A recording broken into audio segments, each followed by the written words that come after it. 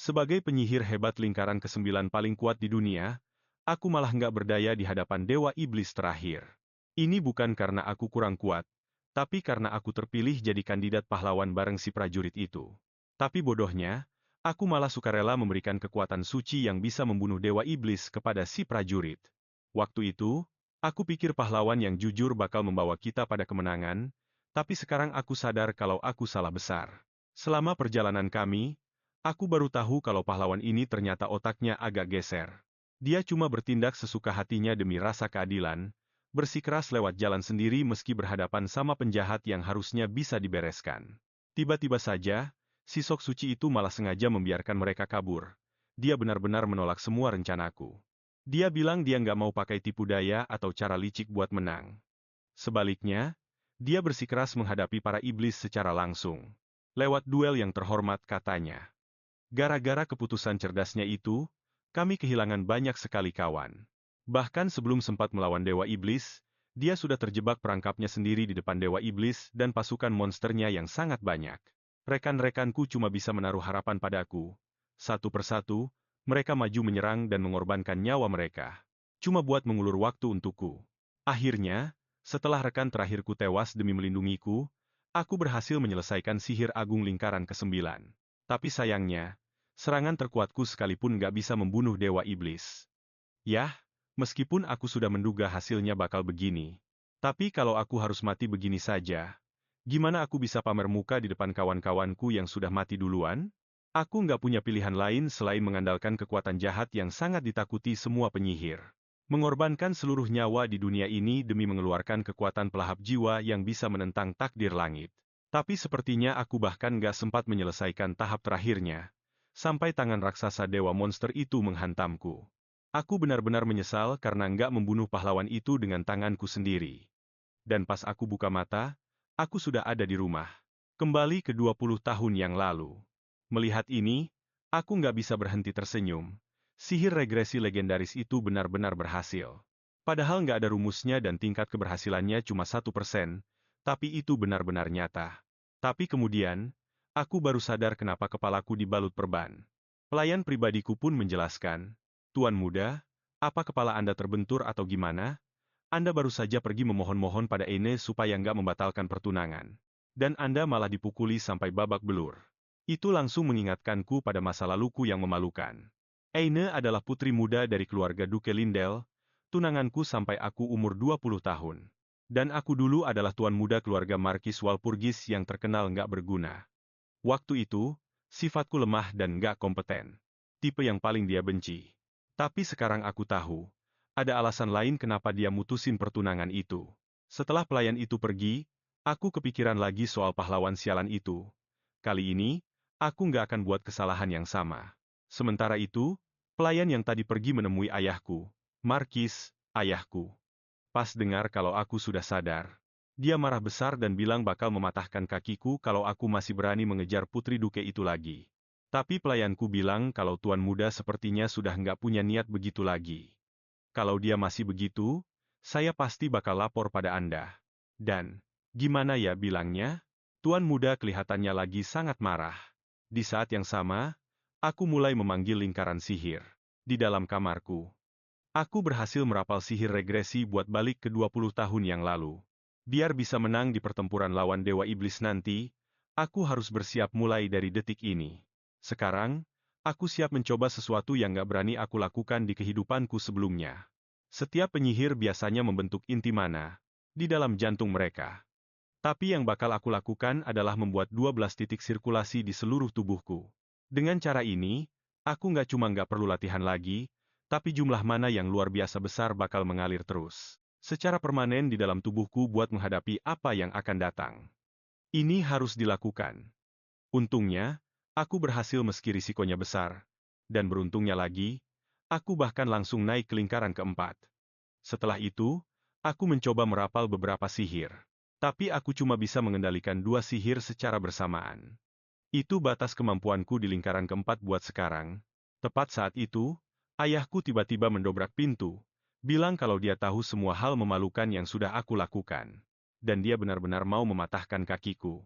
Aku buru-buru menjelaskan kalau itu semua cuma bagian dari rencanaku. Aku mengangkat satu jari dan bilang, jujur saja, pembatalan sepihak pertunangan dari keluarga Duke itu lumayan menjengkelkan.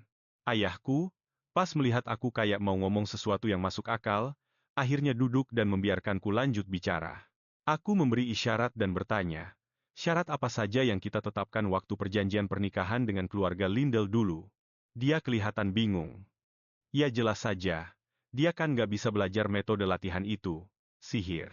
Lagi pula, untuk melahirkan pewaris yang layak, tidak boleh ada jenis mana lain yang tercampur, jawabku dengan senyum sinis. Itu benar. Menghasilkan pewaris adalah hal yang sangat penting bagi sebuah keluarga. Lalu, bagaimana jika putri sang duke melanggar syarat itu? Ya, di kehidupanku yang sebelumnya, lewat beberapa rumor, aku tahu kalau putri duke itu diam-diam berlatih sihir. Dan untuk menipu mata ayahku, seorang penyihir agung lingkaran ke-8, hanya ada satu kemungkinan. Pasti itu artefak sihir kuno. Lalu aku berjanji pada ayah kalau aku sendiri yang akan membuktikannya. Jika aku mengucapkan satu kata bohong saja, aku akan dengan sukarela melepaskan nama Walpurgis dan meninggalkan posisiku sebagai pewaris. Sementara itu, di kediaman Duke, sang putri sedang berlatih pedang. Sang Duke mendekat dengan ekspresi cemas. Apa ada reaksi dari Michael sejak hari itu? Aileen mencoba menenangkan ayahnya. Si bodoh itu tidak akan menyadari sesuatu yang aneh. Mendengar hal itu, sang Duke merasa sedikit lega. Lagi pula, meskipun keluarganya terkenal dengan sihirnya, dia tidak akan bisa menemukan artefak sihir kuno pada putrinya. Selain itu, dia sedang bersiap untuk menyambut keluarga Count Parslov hari ini, dan Ryan Parslov juga akan hadir. Ryan adalah satu-satunya pewaris keluarga Count Parslov, seorang jenius pedang yang disebut-sebut sebagai calon santo pedang berikutnya. Aileen berpikir hanya orang seperti dialah yang benar-benar layak untuknya. Saat itu, seorang ksatria datang melapor. Yang mulia, utusan telah tiba. Sang Duke mengira utusan dari keluarga Parslov datang lebih awal. Tapi ksatria itu bilang bukan. Ternyata itu adalah tuan muda dari keluarga Walpurgis. Jantung sang Duke pun berdegup kencang. Lalu dia menyuruh penjaga untuk mengumumkan kalau mereka sudah ada janji hari ini dan tidak bisa menerima tamu. Saat itu, kepala pelayan merasa cemas. Anda sudah sangat kehilangan muka terakhir kali. Apa kamu di sini hanya untuk mempermalukan diri sendiri lagi? Aku menjawab kalau aku punya rencanaku sendiri. Tepat saat itu, ksatria itu kembali membawa pesan. Mohon maaf yang sebesar-besarnya, Tuan Muda Michael, silakan datang lagi lain kali. Aku pun berbalik untuk pergi. Ya sudah, kalau begitu. Tepat saat penjaga itu menghela napas lega, aku justru duduk di bawah pohon besar yang tidak jauh dari sana. Aku sedikit lelah karena perjalanan. Aku akan beristirahat di sini sebentar. Satria itu membatin dalam hati. Keluarga Parslov akan segera sampai. Dia tidak bisa membiarkan tuan muda yang tidak berguna ini bertemu dengan mereka. Tepat saat dia mengulurkan tangan untuk mengusirku, ekspresiku tiba-tiba berubah menjadi gelap. Meskipun kalian memutuskan pertunangan secara sepihak, aku masih tunangan nona kalian. Selain itu, aku adalah pewaris keluarga Walpurgis. Lepaskan aku. Melihat ekspresiku yang galak, ksatria itu segera menarik tangannya dengan ketakutan. Aku menepuk-nepuk lengan yang sempat dicengkeram ksatria itu dan melanjutkan, Ksatria Makoan, coba aku tanya padamu. Apa menurutmu kau punya hak untuk menyentuhku? Ksatria itu langsung berlutut karena ketakutan. Hamba tidak berani, Tuan, tapi dalam hatinya dia berpikir, orang ini bahkan terlalu takut untuk bernapas di depanku beberapa hari yang lalu. Bagaimana mungkin dia tiba-tiba menjadi orang yang berbeda? Dan sesaat kemudian, aku berkata dengan tegas. Kalau kau ingin aku pergi, maka suruh Aileen menemuiku sekarang juga. Saat ksatria itu menyampaikan pesannya, Aileen menjawab dengan santai. Baiklah, aku akan menemuinya. Aku akan mengusirnya lagi seperti terakhir kali. Ksatria itu tampak ingin mengatakan sesuatu tapi dia ragu-ragu. Saat itu aku sedang berpikir di bawah pohon. Dua keluarga yang aku cari berkumpul secara alami, dan aku tidak sabar untuk bertemu dengan Ryan dari keluarga Parslov. Dia adalah salah satu kenalan lamaku sebelum aku berinkarnasi, dan aku harus bertindak cepat. Tepat saat itu, kepala pelayan tiba-tiba bertanya padaku. Tuan muda, apakah Anda diam-diam melatih teknik lain tanpa sepengetahuan Markis? Kekuatan yang baru saja Anda tunjukkan sejenak bukanlah sesuatu yang bisa dimiliki oleh penyihir lingkaran ketiga. Meskipun aku bukan penyihir, melayani di sisi Markis selama bertahun-tahun telah mempertajam penglihatanku. Aku tahu apa yang ingin dikatakan kepala pelayan itu, Dia curiga kalau aku menggunakan teknik terlarang untuk meningkatkan levelku. Jadi, aku dengan santai mengulurkan tangan, membiarkannya memeriksanya sesuka hati. Setelah memegang tanganku, dia memeriksanya dengan teliti. Dan dia menyadari kalau aku telah mencapai level penyihir lingkaran keempat, dan memang tidak menemukan jejak teknik terlarang sedikit pun. Barulah saat itu dia merasa lega. Tepat pada saat itu, Aileen mendekat. "Kenapa kau masih di sini? Bukankah semuanya sudah kita bicarakan terakhir kali?" Tapi aku berdiri dengan berkacak pinggang. "Mungkin kau sudah selesai bicara, tapi aku belum." Aileen hanya ingin segera mengusirku. Dia menyuruhku untuk tidak membuang-buang tenaga lagi dan pulang saja. "Jangan terburu-buru, mari kita bicarakan semuanya." Dengan cepat, dia menyuruhku untuk tidak membuang-buang tenaga lagi dan pulang saja. "Jangan terburu-buru, mari kita bicarakan semuanya." "Ini ada apa ya? Apa kau sedang menunggu tamu penting hari ini?" Aku melihat bahu Aileen langsung menegang, ekspresinya pun berubah jadi agak aneh. Aku cuma bisa tersenyum penuh kemenangan, seolah rencanaku baru saja berhasil. Ryan Parslov itu tipe pria yang sama sekali nggak peduli soal status politik keluarga. Fokusnya cuma satu, yaitu seni berpedang. Dia kemungkinan besar nggak tahu apa-apa soal masalah yang terjadi dengan keluarga yang dia temui hari ini. Tapi satu hal yang pasti, dia sangat membenci orang yang nggak menepati janji. Kalau dia sampai tahu calon tunangannya memutuskan pertunangan sebelumnya secara sepihak, dia pasti nggak bakal tinggal diam, apalagi dia itu orangnya punya jiwa keadilan yang sangat tinggi. Melihat Aileen cuma bisa terdiam, aku pun lanjut bicara. "Kau benar, kita memang sudah sepakat buat batalin pertunangan ini, tapi ada satu syaratnya. Syaratnya adalah jangan sampai ada masalah dengan pertunangan itu sendiri." Lalu, perlahan aku melangkah mendekati Aileen. Saat itu, aku cuma bilang kalau aku mau masuk ke kediaman Duke buat sekadar minum teh. Tapi ksatria itu, yang saking semangatnya, mau melindungi tuannya, malah mendorongku. Dia bilang, meski aku ahli waris keluarga Walpurgis, aku nggak boleh selancang itu. Hal itu benar-benar bikin aku tertawa saking marahnya. Apa semua ksatria di keluarga Lindell ini nggak punya sopan santun? Aileen pun langsung memerintah. Aku langsung menyuruh ksatria itu buat berhenti. Ksatria itu menoleh, baru saja mau protes. Tapi Aine langsung membentaknya. "Macowan, jangan sampai aku mengulanginya 2 kali."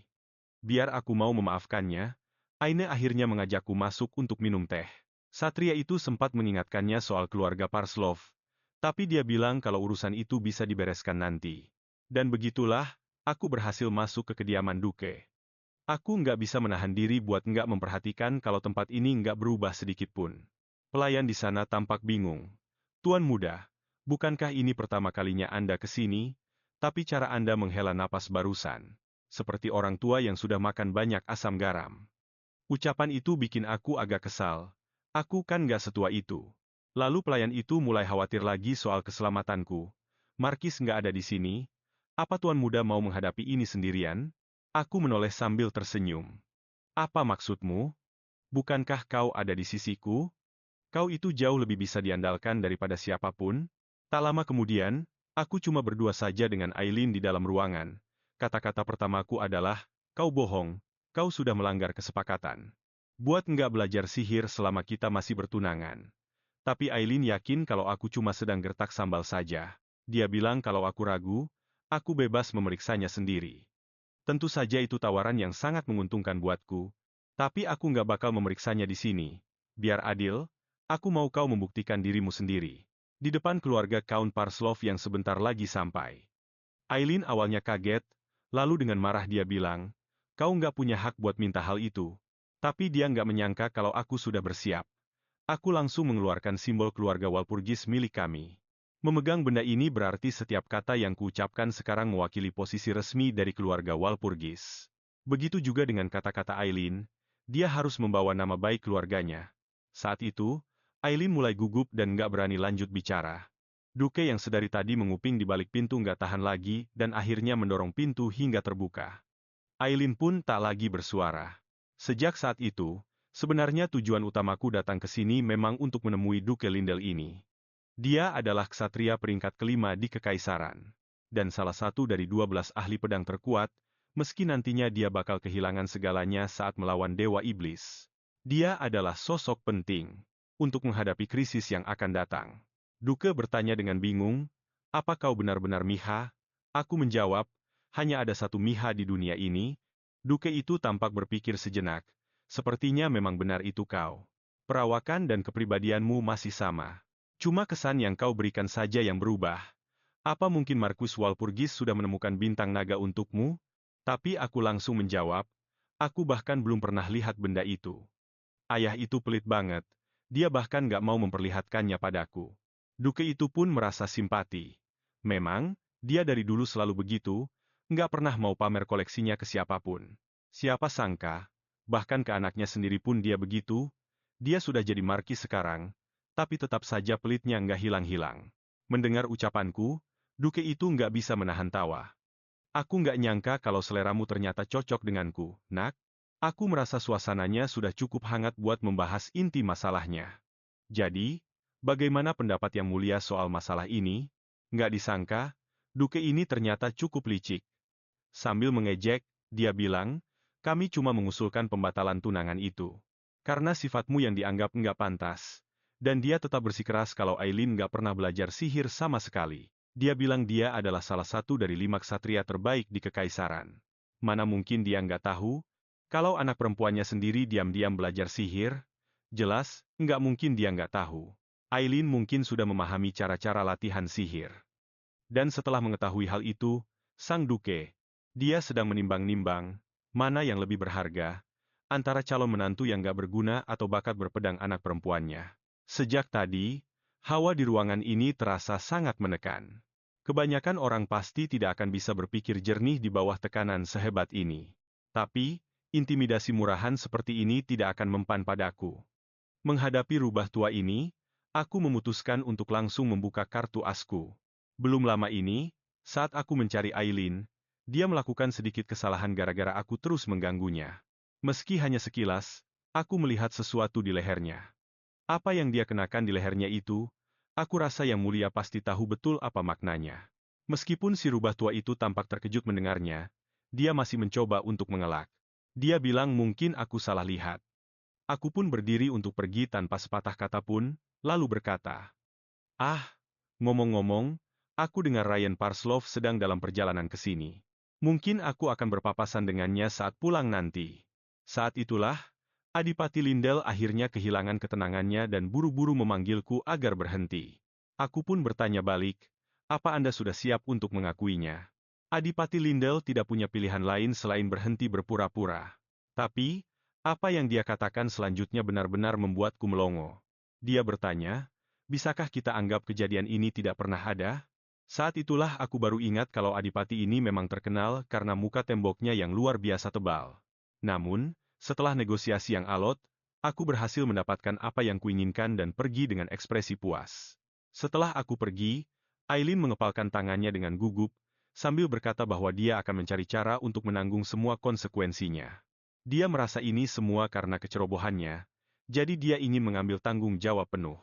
Tapi Sang Adipati mengatakan kalau ini adalah urusan keluarga, bukan sesuatu yang bisa dia tanggung sendirian. Lagi pula, Sang Adipatilah yang menyetujui pelatihan sihirnya. Siapa yang menyangka kalau Aileen bisa menguasai metode latihan sihir sendirian tanpa bimbingan siapapun? Aileen adalah seorang jenius pedang. Sang Adipati tidak ingin bakat luar biasanya itu terbuang sia-sia. Kemudian, Sang Adipati menenangkan Aileen dan berkata, bocah itu jauh lebih pintar dari yang kau kira. Mulai sekarang, kau harus mulai memperhatikannya. Sementara itu, aku sudah mencegat Ryan di tengah jalan menuju kediaman Sang Adipati. Aku mengulurkan tangan pada Ryan dan mengajaknya menjadi rekanku, padahal dia belum pernah bertemu denganku sebelumnya. Dia hanya mengenalku sebagai tuan muda yang baru saja dicampakkan. Ditambah lagi, aku tiba-tiba menghadang jalannya tanpa alasan yang jelas. Jadi, dia langsung memancarkan aura intimidasi yang kuat. Dalam hati, aku merasa kagum padanya. Memang tidak salah kalau dia dijuluki sebagai Santo Pedang masa depan. Tapi dengan cepat, aku menepis aura itu hanya dengan lambaian tangan, bahkan sebelum Ryan sempat menyadari apa yang baru saja aku lakukan. Aku memintanya untuk tenang dan membiarkanku bicara sampai selesai. Ryan tampak cukup terkejut. Dia pernah dengar kalau pewaris keluarga Walpurgis itu orang bodoh. Namun, dia merasa orang di depannya ini benar-benar sulit ditebak. Aku tidak membantah keraguan Ryan. Lagi pula, aku yang dulu memang seperti itu. Dan saat ini, urusan yang paling mendesak adalah bersiap menghadapi invasi Dewa Iblis. Tapi menyebut nama Dewa Iblis membuatku teringat lagi pada prajurit sialan itu. Tanpa sadar, amarah yang hebat muncul di wajahku. Aku tidak akan pernah memaafkannya. Melihatku seperti itu, Ryan secara tidak sadar mundur satu langkah. Aku segera menenangkan emosiku dan memberi isyarat bahwa ada hal penting yang ingin kubicarakan. Ryan mengangguk serius, membiarkanku melanjutkan. Dalam hati aku mendesah, ternyata dia sama sekali belum berubah. Meski sifat liarnya membuatnya tampak tak terduga, sebenarnya dia orang yang cukup stabil. Dia selalu bilang kalau amarah itu harus sesuai situasi. Dia menyebutnya sebagai manajemen amarah selektif. Aku bertanya padanya, kau datang ke sini hari ini untuk bertunangan dengan Aileen, kan? Kalau semuanya lancar, kau akan segera jadi tunangannya. Ryan mengira aku di sini untuk membuat kekacauan. Soal pertunangan yang batal itu, aku tidak bisa menahan tawa. Mana mungkin? Aileen sudah tidak ada nilainya lagi bagiku sekarang. Tapi kemudian, aku menunjuk Ryan. Sebaliknya, kaulah yang menarik minatku. Mendengar itu, Ryan langsung menjauh dengan cepat. Aku buru-buru menjelaskan kalau aku masih normal dan suka wanita. Maksudku, aku ingin kau menjadi rekan seperjuanganku. Ryan tercengang. Sepertinya kau bukan orang bodoh, tapi orang gila. Melihat wajah Ryan, aku teringat kembali pada pertempuran di kehidupanku sebelumnya. Ryan telah menghancurkan Legiun ketiga Dewa Iblis dengan seluruh kekuatannya, dan membunuh sendiri komandan Legiunnya, si gila Hajam. Tapi hal itu juga membuatnya menderita luka fatal yang tidak bisa disembuhkan. Di saat-saat terakhirnya, dia memanggilku ke sisinya. Tanyakan satu hal padaku, Michael. Apa mungkin kau benar-benar bisa memilih untuk tidak menjadi pahlawan saat itu? Dan kali ini, aku ingin mengajak Ryan untuk bertarung di sampingku lagi. Siapa sangka kalau Ryan yang sekarang tidak percaya sedikit pun dengan semua itu. Bukankah teokrasi suci itu yang selalu membuat masalah dengan ramalan-ramalan tanpa dasar? Katanya. Apa maksudnya ini? Pahlawan dan Dewa Iblis itu tidak ada. Kita sekarang hidup di zaman yang damai. Sebelum Dewa Iblis menjadi ancaman nyata, ada sebuah ramalan kuno, yaitu ramalan Cassandra. Ramalan ini tersebar ke seluruh pelosok dunia lewat cara yang misterius, tapi sayangnya, semua orang malah mengabaikannya. Aku sudah tahu kalau aku nggak bakal bisa meyakinkan Ryan buat menerima semua ini cuma dalam sekali pertemuan. Aku bilang kalau percaya atau nggak itu nggak penting. Yang paling utama adalah dia mau jadi rekanku. Tapi Ryan masih saja menganggap kalau aku cuma membual dan dia sudah siap-siap mau pergi. Tapi, kata-kataku selanjutnya langsung bikin Ryan terpaku di tempatnya. Metode latihan Laura Muliere. Biarpun kamu itu jenius pedang, kamu nggak akan bisa berkembang tanpa hambatan kalau pakai cara biasa. Ya, tepat di saat itulah Ryan memang lagi mentok dalam latihan pedangnya. Bukannya metode yang dia pakai itu lemah, tapi sayangnya metode itu belum lengkap. Benar saja, dengar aku bicara penuh teka-teki, Ryan jadi nggak sabar dan langsung tanya apa maksudku sebenarnya. Dengan tenang, aku sebutkan syaratku. Kalau kamu setuju dengan tawaran ini, aku bakal kasih seluruh metode latihan yang lengkap ke kamu. Pas dengar itu, Ryan masih tetap nggak percaya. Dia saja baru susah payah nemuin satu dari sekian banyak catatan harian itu. Dia menemukan salah satu catatan Muliere secara nggak sengaja, dan itu pun isinya nggak lengkap. Aku tegaskan kalau sisa bagian dari metode itu sebenarnya ada di tanganku. Buat dapetin itu, dia harus mau jadi rekanku. Ryan pun nggak punya pilihan lain selain tetap diam di sana. Kamu bilang nggak peduli kalau aku menjalin hubungan pernikahan sama keluarga Lindell, tapi keluargamu pasti nggak bakal tinggal diam. Aku cuma terkekeh. Apa kamu meremehkan keluarga Walpurgis? Dengar kata-kataku yang penuh percaya diri tapi sombong itu. Ryan merasa kalau orang ini lumayan menarik juga, padahal kesan pertamanya tadi buruk banget. Ternyata kamu nggak seburuk itu, tapi tetap saja, dia harus memastikan apa metode ini asli atau palsu. Jadi, aku langsung ajak Ryan ke lapangan latihan dan minta dia buat mempraktikkan metodenya. Benar saja, seperti yang tertulis di buku, tanda-tanda khusus mulai muncul di kulit Ryan. Tanda-tandanya belum terlalu jelas, cuma bisa mengonversi sekitar 50% kekuatannya saja. Padahal kalau pakai metode Muliere yang asli, nilainya bisa naik sampai 70%. Terus aku ambil pedang dan tarik napas dalam-dalam. Sesaat kemudian, tanda-tanda Muliere pun muncul di tubuhku. Lihat pemandangan itu, Ryan langsung lemas dan jatuh terduduk. Skill yang harusnya cuma diketahui sama pendekar pedang, malah dipraktikkan sama seorang penyihir di depannya. Sayangnya, aku cuma bisa mempertahankan metode ini selama 30 detik saja. Tapi itu sudah cukup buat bikin Ryan bingung setengah mati. Dia sampai tanya, apa aku ini benar-benar seorang penyihir? Aku jawab kalau itu nggak penting. Sekarang, kamu harusnya sudah percayakan kalau aku tahu metode lengkapnya? Sialnya, Ryan saking syoknya sampai nggak bisa berpikir jernih. Dia kehilangan ketenangan dan berteriak. Bisa nggak sih kamu kasih tahu saja metode lengkapnya ke aku? Tapi sebelum dengar jawabanku, dia sempat membatin dengan rasa kesal. Dia pikir aku nggak bakal mau membagikan metode latihan seberharga itu dengan mudah. Di luar dugaan, aku malah jawab dengan santai. Tentu saja, kalau kamu mau tahu, bakal aku kasih tahu kok. Tapi nggak enak kalau di sini. Nanti main saja ke rumahku. Sebenarnya, metode ini memang milik dia.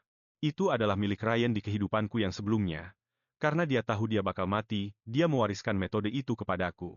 Sekarang, metode itu cuma kembali ke pemilik aslinya yang sah. Bahkan setelah aku pergi menjauh pun. Ryan masih mematung di tempatnya. Pas aku mau keluar dari kediaman Duke, aku melihat sosok itu. Sang Duke rupanya sudah menunggu di situ dari tadi. Aku cuma bisa kagum, benar-benar rubah tua yang cerdik. Dia pasti sudah melihat semuanya. Yang bikin aku kaget, Sang Duke malah membungkuk dan minta maaf atas perilaku keluarganya. Dia bilang bakal memberikan kompensasi apapun. Aku pun minta maaf dengan sopan karena sudah berkunjung secara tiba-tiba. Aku mendoakan agar Nona Aine dan Tuan Muda Ryan mendapatkan akhir yang bahagia. Itu sukses bikin Sang Duke bungkam 1000 bahasa. Dia nggak tahan buat nggak menyindir. Kenapa ya perasaanku bilang kalau pernikahan ini sudah nggak ada harapan lagi? Aku cuma tersenyum dan bilang kalau aku cuma kasih pilihan lain buat Ryan. Memang sih, si Ryan itu orangnya sangat waspada.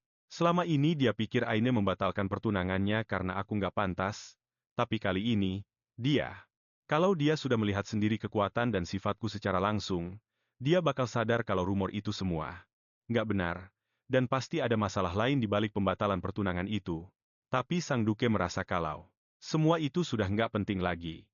Setelah melihat penampilanku hari ini, dia sekarang mulai seseorang yang jauh lebih berharga baginya daripada Ryan. Apa kami bisa dapetin lagi kepercayaan keluarga Walpurgis? Tanyaku. Sambil tersenyum, aku menjawab. Tentu saja, kami selalu terbuka asalkan kalian menunjukkan ketulusan yang cukup. Lalu, aku menawarkan sebuah tawaran yang sangat menggiurkan. Gimana kalau ada guru hebat yang bisa membimbing teknik pedang? Dain? Begitu mendengar itu, Sang Duke langsung tergoda. Setelah melihat pemahamanku yang luar biasa soal seni, pedang tadi, dia pasti mengira kalau aku punya instruktur pedang yang hebat di belakangku. Aku pun menambahkan, tapi, itu baru bisa terjadi setelah keluarga kita berdamai. Sang Duke tidak punya pilihan selain mulai memikirkannya. Secara serius. Kamu cukup licik juga ya, nak? Begitu aku sampai di rumah, ayah langsung mengacak-ngacak rambutku. Memang benar-benar anakku. Siapa lagi yang bisa membongkar jebakan si rubah tua itu? Aku hanya memberikan tatapan jengkel. Bukan itu deh perasaan yang ayah bilang sebelum aku berangkat tadi. Ayah pun langsung mengalihkan pembicaraan ke urusan bisnis. Sebelum kamu balik, keluarga Duke Lindell sudah mengirim pesan kalau dia mau datang langsung buat minta maaf. Sepertinya, mereka ingin menyelesaikan ini secara tertutup dan meminta kita untuk tidak mempublikasikannya. Bagaimanapun, keluarga mereka sangat menjunjung tinggi kode ksatria. Kalau sampai ketahuan, itu akan jadi pukulan telak buat mereka, kata ayah sambil tersenyum licik. Kita bisa meraup untung besar dari sini. Ayah memang tidak pernah suka dengan kesombongan keluarga Lindell. Lalu ayah bertanya soal apa yang aku bicarakan dengan Sang Duke. Aku menjawab, enggak ada yang spesial kok. Mereka cuma bertanya apa bisa mendapatkan kembali kepercayaan keluarga Walpurgis. Dan aku bilang bisa, asalkan dia menunjukkan ketulusan yang cukup. Ayah merasa puas dengan cara aku menanganinya. Bagus, terlepas dari apa yang sebenarnya kamu rasakan, tidak menunjukkannya secara langsung adalah tindakan yang bijak. Aku pun langsung mengambil kesempatan ini untuk mengusulkan pada ayah, ayah, tolong biarkan aku yang mengambil tanggung jawab penuh atas masalah ini. Ayah sempat ragu, Tapi akhirnya menyetujui permintaanku karena aku memang berjasa dalam hal ini. Kalau bukan karena aku, seisi keluarga pasti masih tidak tahu apa-apa. Akhirnya, saat aku berbalik untuk pergi, tiba-tiba ayah memanggil dan menahanku. Michael, kamu melakukannya dengan sangat baik hari ini. Ayah merasa sangat puas. Anak yang dulunya tidak mengerti apa-apa sejak kecil ini, sepertinya sudah mulai dewasa. Ayah berdiri di depan jendela dengan perasaan bangga. Gimana ya caranya agar orang lain tahu kalau aku sudah mengalahkan si rubah tua itu? Di saat yang sama, aku malah memikirkan hal-hal yang jauh lebih penting dari kehidupan masa laluku. Meski Walpurgis adalah keluarga, penyihir paling kuat di Kekaisaran, reputasi mereka hancur hanya dalam semalam. Agar keluarga yang begitu, stabil dan kuat bisa runtuh, alasannya cuma satu, yaitu konflik internal. Para bawahan terus-menerus bertengkar, setiap hari demi jabatan yang lebih tinggi, dan aku dulu dimanfaatkan oleh mereka, yang secara tidak langsung menyebabkan keruntuhan keluarga. Dan dalang utamanya adalah Viscount Nostra. Sambil memikirkan hal itu, aku memanggil kepala pelayan. Di belakangku. Bisa tolong panggilkan Viscount Nostra untuk menemuiku? Dia pasti sedang menunggu panggilanku. Di kehidupan sebelumnya, orang ini tidak hanya memicu konflik keluarga, tapi juga mengajariku metode latihan sesat untuk mencapai lingkaran ketiga, yang malah membuat kekuatanku mentok padahal aku punya bakat yang luar biasa. Tanpa pilihan lain, aku harus membuang kekuatan asliku dan mempelajari kembali semua lingkaran sihir dari awal. Dan karena dia dulunya adalah rekan seperjuangan ayah, bahkan sampai akhir pun, ayah tidak tega untuk membereskan dia. Hal inilah yang akhirnya membuat keluarga kami malah tunduk pada Dewa Iblis. Di kehidupan kali ini, aku tidak akan membiarkan hal semacam itu terjadi lagi, tapi aku tidak menunjukkan niatku sama sekali. Sebaliknya, aku berkata, sebelum Anda menjadi guruku, aku punya sebuah penawaran. Ayo kita berduel dengan kondisi yang adil, aku tidak keberatan. Belajar dari Anda. Masalahnya adalah, apakah Anda memang layak untuk mengajariku? Nostra bertanya dengan bingung, bukankah hari itu aku sudah membantumu membentuk inti mana ketigamu? Apa itu belum cukup? Aku menjawab kalau itu jelas-jelas belum cukup. Aku ingin Anda membuktikan kemampuan Anda, dan aku membuat pernyataan atas nama Walpurgis. Kalau dia menang, aku akan jadi muridnya, tapi kalau kalah, dia yang harus jadi muridku. Tanpa berpikir panjang, Nostra langsung setuju tanpa ragu, padahal sebenarnya dia sudah kegirangan di dalam hati, meski bertarung di level yang sama kelihatannya. Merugikan baginya, perbedaan antara lingkaran ketujuh dan keempat itu sangatlah jauh. Begitu aku pergi, dia langsung menunjukkan ambisinya yang sebenarnya. Dia tahu tidak mungkin baginya untuk menjadi kepala keluarga, tapi dia mengincar posisi yang bahkan sang pemimpin pun tidak akan percaya. Dia tidak pernah menyangka kalau kesempatan ini akan datang semudah itu. Dan di saat dia sedang merasa di atas angin, dia belum tahu kalau dia sebenarnya sudah masuk ke dalam jebakan yang aku susun dengan rapi. Tidak lama kemudian, sang kepala pelayan datang ke kamarku sambil terengah-engah. Dia sudah mendengar soal rencana duelku dengan Viscount Nostra. Siapa yang nyebarin berita ini? Sudah jelas siapa pelakunya. Dia gercep banget nyebarinnya. Kayaknya dia takut banget kalau aku bakal mundur. Aku coba bilang ke kepala pelayan buat tenang. Tapi dia malah makin panik dan gak bisa tenang sama sekali. Aku dengar kalau Tuan Muda kalah, Tuan Muda bakal jadi muridnya. Itu cuma bakal bikin dia makin berkuasa. Aku nggak ngebantah itu. Tapi, kenapa kamu yakin banget kalau aku bakal kalah? Aku nggak akan pernah lupa gimana si Nostra itu berlutut di depan pengikut Dewa Iblis di kehidupan masa laluku.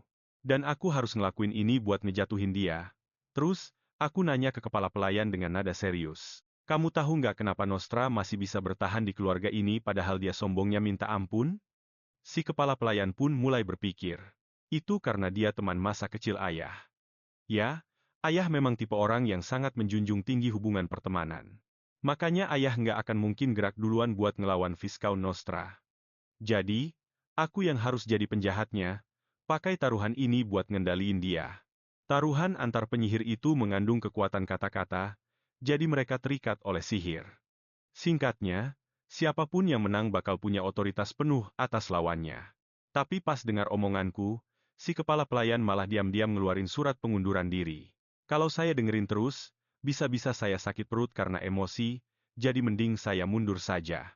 Aku langsung ngibasin tangan dan ngebakar surat itu di tangan si kepala pelayan, terus aku minta dia buat percaya sama aku sekali ini aja. Lingkaran ketujuhnya itu didapat lewat cara-cara kotor, makanya kekuatannya nggak stabil. Artinya, dia cuma bisa gaya-gayaan kayak penyihir tingkat 7, tapi aslinya dia nggak bakal menang lawan penyihir selevel dalam pertarungan beneran. Pas denger itu, si kepala pelayan malah mulai ngobok-ngobok sakunya lagi. Aku bilang ke dia, mau dia ngeluarin 100 surat pun, aku nggak bakal terima pengunduran dirinya. Habis itu, aku nemuin ayah lagi, berharap dia mau jadi saksi di pertandingan ini. Tapi ya sesuai dugaan, ayah juga marah besar. Ayah bilang dia bakal matahin kakiku. Terus aku bilang jujur ke ayah kalau aku nggak ada niat buat kalah sedikit pun. Taruhan itu ya buat menang. Bukan cuma itu, aku mau menangin duel ini dan jadi Nostra muridku. Aku berharap kata-kata itu bisa luluhin hati ayah. Tapi di luar dugaan, dia malah ngeluarin tongkat, udah siap banget buat matahin kaki anaknya yang bandel ini. Aku harus terus nyoba ngeyakinin ayah. Viscount Nostra itu kan bawahan keluarga kita, ya kan? Jadi sebagai pewaris, apa salah kalau aku ngasih pelajaran ke bawahan keluarga sendiri? Tongkat di tangan ayah udah mulai diadu-adu ke tangannya, bunyinya ngeri banget. Apa kamu sudah mikir konsekuensinya kalau kamu kalah? Hah? Atau kamu mau tahu apa yang bakal ayah lakuin ke kamu? Akhirnya, aku terpaksa janji ke ayah. Demi kedamaian keluarga, kalau aku sampai kalah, aku bakal kasih satu kakiku. Nggak lama kemudian, aku datang lebih awal ke aula latihan sihir buat ngetes sihir dikit. Pas aku ulurin tangan pelan, satu peluru sihir langsung meluncur. Peluru sihir itu ngikutin gerakan tanganku, bisa belok kemana aja sesuka hatiku. Padahal itu cuma sihir tingkat 1, yang biasanya punya kelemahan di akurasinya yang payah. Tapi buat orang kayak aku yang bisa ngendalin arahnya sesuka hati, kekuatannya bisa setara sama sihir tingkat 5. Terus aku bisikin pelan, meledaklah. Detik berikutnya, peluru sihir itu meledak tepat di atas kepalaku. Tapi itu baru pemanasan aja. Apa yang bakal aku lakuin nanti jauh lebih gila dari ini. Nggak lama, Viscount Nostra pun muncul. Ayah juga baru aja sampai. Begitu ayah duduk di kursi utama, taruhan itu resmi dimulai. Ayah lalu ngangkat tangannya. Rantai sihir langsung melilit dan nyegel kekuatan Nostra cuma sampai tingkat 4 aja. Nostra langsung curi start. Dia nembakin sihir pelambat buat ngurangin kecepatanku dan ngambil alih pertarungan. Sementara itu, aku dengan santainya nembakin sihir kekacauan, ngebatalin serangan Nostra sampai dia kepental mundur. Nostra kaget banget dan maksa pengen tahu dari mana aku belajar teknik kayak gitu. Soalnya sihir kekacauan itu termasuk salah satu sihir tingkat 4 yang paling susah dikuasain. Aku cuma bilang kalau dia nggak perlu tahu.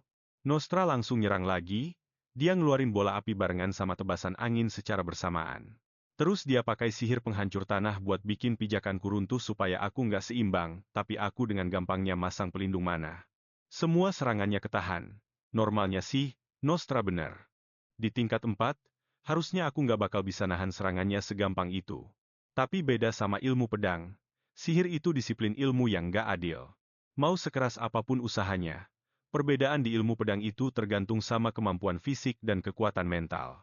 Tapi kalau sihir, yang dibutuhin cuma otak yang cerdas buat melakukan kalkulasi. Sambil mikir gitu, aku nembakin peluru sihir yang udah aku tes tadi. Tapi beda sama pas latihan tadi, kali ini aku nembakin banyak peluru sekaligus. Seketika, peluru sihir yang jumlahnya nggak terhitung langsung nyerbu ke arah Nostra.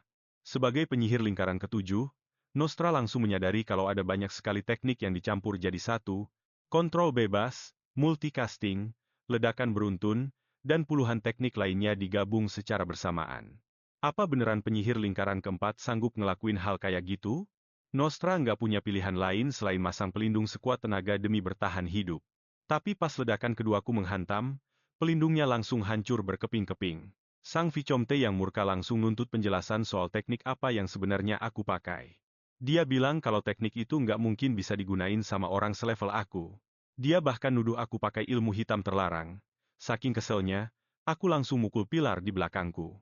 Vicomte, jaga ucapanmu. Aku sudah mempertaruhkan kehormatan keluarga Walpurgis dalam duel melawanku ini. Ngelihat itu, Nostra langsung berlutut gemeteran sambil bilang kalau dia sudah lancang. Tanpa nunggu lama, aku langsung nembakin teknik yang sama lagi. Kali ini, beberapa misil sihirku tepat mengenai sasaran. Asap tebal langsung mengepul, sementara Nostra terkapar mengenaskan di tengah kepulan asap itu. Tapi ternyata Nostra cepat bangkit lagi dengan penuh percaya diri. Bagus, bagus banget. Penampilanmu benar-benar di luar dugaanku. Tapi kali ini, aku bakal tunjukin ke kamu apa artinya jadi penyihir lingkaran ketujuh yang sebenarnya. Sambil ngomong gitu, Nostra langsung masang 2 lapis pelindung buat nahan misil-misilku tadi. Kali ini, dia berhasil nahan seranganku total. Terus, Nostra mulai pakai teknik multicasting lagi. Tapi kali ini beda. Dia ngelepasin 3 sihir lingkaran keempat sekaligus, sampai-sampai ayah pun kelihatan kaget. Ayah mungkin bertanya-tanya, sudah berapa banyak hal yang disembunyiin Nostra darinya. Dia ngerasa hasil duel ini sudah kelihatan. Sepertinya aku nggak bakal sanggup nahan serangan Nostra kali ini. Tapi, pas sihirnya sudah deket banget denganku. Aku santai aja nangkep bola api itu pakai tangan kosong. Terus, aku tutup kepalan tanganku pelan-pelan. Sihirnya langsung lenyap.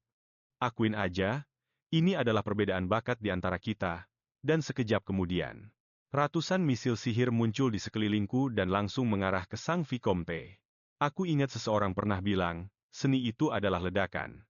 Pas ngelihat Vicomte Nostra, yang sudah mau menyerah, tinjuku langsung menghantam kayak palu godam, bikin dia nggak bisa ngomong apa-apa lagi. Di kehidupanku yang sebelumnya, aku punya daftar keinginan yang mau aku lakuin sebelum mati. Salah satunya adalah ngebantai si pengkhianat ini pakai tanganku sendiri.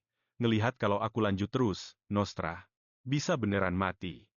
Ayah yang ketakutan langsung buru-buru turun buat nahan serangan terakhirku.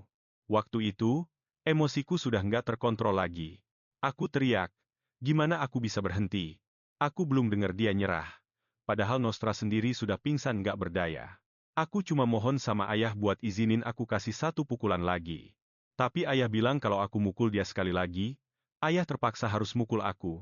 Akhirnya, ayah terpaksa pakai sihir teleportasi di bawah kaki Nostra buat mindahin dia ke tempat aman. Pas lihat aku sudah tenang, ayah manggil namaku. Kekuatanmu ternyata sudah sampai tahap ini tanpa ayah sadari. Teknik yang kamu pakai barusan. Itu teknik milik penyihir yang dijuluki Sang Senja. Aku bilang itu cuma kebetulan aja. Tapi ayah jelas nggak percayalah. Aku tahu apa yang ada di pikirannya. Dulu banget, ada seorang penyihir rasul, sosok tragis yang dikucilkan sama orang lain. Aku harus bilang jujur ke ayah, apa ayah nggak ngerasa kalau selama ini ayah sudah ngeremehin aku? Ayah diem bentar terus bilang, bener. Bahkan buat seorang rasul sekalipun, itu butuh bakat yang luar biasa. Terus ayah natap aku dalam-dalam. Jadi, apa sebenarnya yang mau kamu tunjukin ke ayah lewat duel ini? Aku tahu ayah pasti sudah nyadar sesuatu. Meskipun ayah pengen milihin guru buat aku. Ayah nggak pernah kepikiran buat ninggalin Vicomte Nostra, karena hubungan pertemanan kalian, kan? Tapi ambisinya yang makin gila itu harus dikontrol. Mulai sekarang, aku yang bakal kendaliin semuanya soal Vicomte itu. Waktu itu, Nostra cuma bisa duduk di kamarnya sambil nyaris gila. Dia kalah telak sama bocah ingusan lingkaran keempat, dan parahnya lagi, Markis Walpurgis ngelihat seluruh duel itu. Hasilnya nggak mungkin bisa diubah lagi. Pas Nostra lagi stres-stresnya, aku muncul di depannya. Ngapain bingung? Kalau emang kemampuanmu cupu, ya terima aja konsekuensinya. Tapi, Nostra masih punya secercah harapan. Dia pikir kalau tuan muda ini, yang dulunya nggak berguna ini, mungkin ngajak taruhan karena sebenarnya butuh bantuan dan menghargai kemampuannya. Dia mikir aku pakai cara ini cuma buat pamer kekuatan aja. Pas mikir gitu, Nostra langsung duduk tegak lagi. Aku tahu apa yang kamu mau. Kamu sudah nunggu momen ini berharap suatu saat bisa pamerin kekuatan aslimu? Tenang, aku bakal bantu kamu. Aku tersenyum mengejek. Aku cuma ingin mengalahkanmu saja. Muridku, kau ini terlalu banyak bicara. Tak lama kemudian, aku membawa Nostra ke tempat yang kosong. Nostra terpaksa memanggilku guru meski dengan hati yang berat karena adanya perjanjian itu. Perjanjian antar penyihir dijamin dan ditegakkan langsung oleh lingkaran mana. Kalau sampai dilanggar, lingkarannya bakal langsung hancur saat itu juga. Sekarang dia cuma bisa pasrah dengan keadaan. Padahal, kalau mengingat pengkhianatannya dulu, hukuman ini rasanya masih terlalu mudah buat dia. Di kehidupanku yang dulu, menghancurkan masa depannya saja tidak akan cukup untuk meredakan amarahku. Tapi untuk saat ini, dia masih ada gunanya bagiku. Lalu aku bilang, karena sekarang aku adalah gurumu, aku harus mengajarimu sesuatu. Tapi Nostra tidak percaya kalau aku bisa mengajarinya apapun, soalnya level kekuatanku masih berada di bawahnya. Aku hanya menyentuh bagian dadanya pelan dengan ujung jariku. Tiba-tiba saja, dia langsung berguling-guling di lantai sambil mengerang kesakitan. Memang, normalnya seseorang tidak akan bisa membentuk lingkaran mana tanpa melewati tahap transendensi. Tapi demi mengejar posisi sang markis, dia memakai teknik rasul untuk melompati seluruh proses pencerahan itu. Walaupun dia berhasil mencapai kekuatan lingkaran ketujuh, dia harus membayar harga yang sangat mahal. Hal itu terlihat jelas dalam pertarungan tadi. Kau terus-terusan memegangi dadamu selama duel tadi, kan? Itu adalah gejala yang muncul saat lingkaran manamu tidak stabil. Aku berani jamin, dengan kondisimu yang sekarang, kau tidak akan bisa bertahan lebih lama lagi. Mendengar itu, Nostra langsung melongo kaget. Maksudmu? Aku tidak akan bisa menjadi penyihir lagi untuk waktu yang lama? Aku memeragakan gerakan menggorok leher. Oh bukan, maksudku kau bakal mati. Melihat Nostra yang mulai gemetaran, aku pun bicara lagi padanya. Cuma ada satu cara supaya kau bisa selamat. Biarkan aku menyerap kekuatan yang kau dapatkan dengan cara-cara yang tidak benar itu. Dengan begitu, lingkaran manamu bisa dibentuk ulang. Mendengar hal itu, Nostra tetap saja melayangkan protes yang keras. Dia sudah bekerja sangat keras untuk bisa mencapai lingkaran ketujuh. Aku bilang, kau salah. Apa yang terkumpul di dalam tubuhmu itu bukanlah lingkaran mana, tapi sesuatu yang bisa membunuhmu kapan saja, ya. Di kehidupanku yang dulu, orang ini perlahan-lahan habis dimakan oleh lingkaran mana yang dibentuk menggunakan teknik rasul tersebut. Ujung-ujungnya, dia tidak kuat menahan godaan dari Dewa Iblis. Kau mencapai lingkaran ketujuh itu dengan susah payah. Hanya karena teknik rasul. Karena kau merasa rendah diri di depan ayahku, prestasimu itu sebenarnya kosong dan sama sekali tidak ada artinya. Kau pikir ayah tidak tahu soal ketidaksabaranmu itu? Begitu aku menyebut nama sang markis, ekspresi wajah Nostra langsung berubah drastis. Dia akhirnya menunjukkan sebuah emosi. Maksudmu, Yang Mulia Marquis tahu soal semua ini? Tepat sekali. Ayah tahu segalanya. Kau harusnya paham apa maksudku. Sekarang kau sadarkan betapa konyolnya usahamu yang ingin memanfaatkanku itu. Di saat itulah, Nostra akhirnya menunjukkan rasa penyesalannya.